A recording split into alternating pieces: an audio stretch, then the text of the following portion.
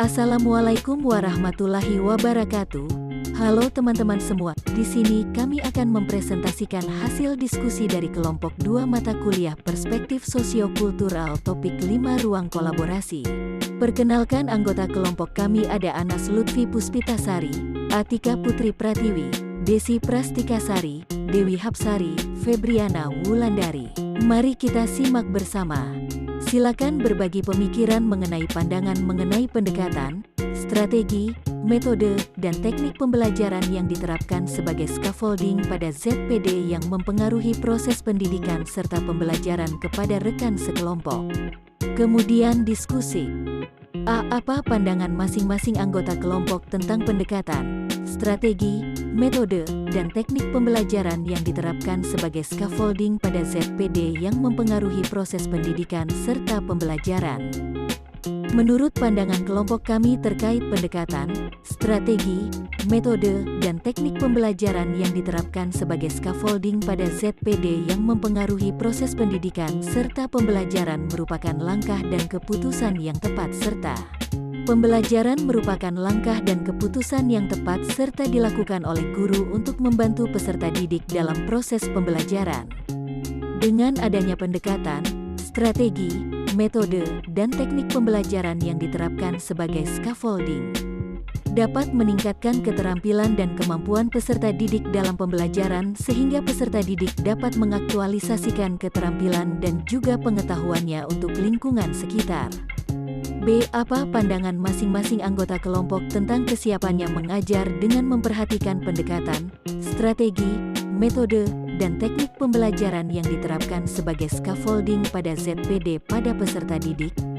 Sebagai guru tentunya harus siap mengajar dengan memperhatikan pendekatan, strategi, metode dan teknik pembelajaran yang diterapkan sebagai scaffolding pada ZPD pada peserta didik, karena dalam ruang kelas tingkat kemampuan peserta didik untuk menerima dan menguasai materi pembelajaran pasti berbeda-beda antar satu dengan yang lainnya, sehingga guru dan teman sebaya yang lebih berkompeten dapat menerapkan scaffolding dengan menjadi fasilitator yang dapat mengarahkan peserta didik untuk memikirkan penyelesaian suatu masalah, dan melepasnya jika peserta didik tersebut sudah dapat menyelesaikan masalahnya secara mandiri.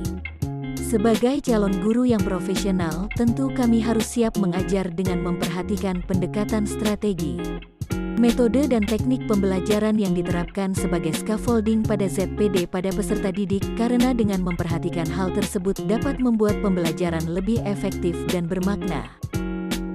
Apa persamaan dan perbedaan pandangan tentang pendekatan, strategi, metode, dan teknik pembelajaran yang diterapkan sebagai scaffolding pada ZPD yang mempengaruhi proses pendidikan yang dimiliki?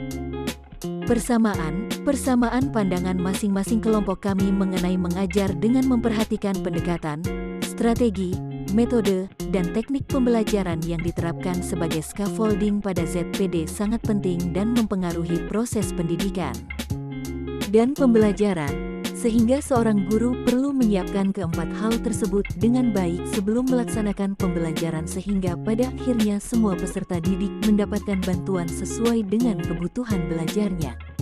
Kami juga memandang bahwa target pengembangan keterampilan atau tingkat pengetahuan peserta didik satu dengan lainnya berbeda.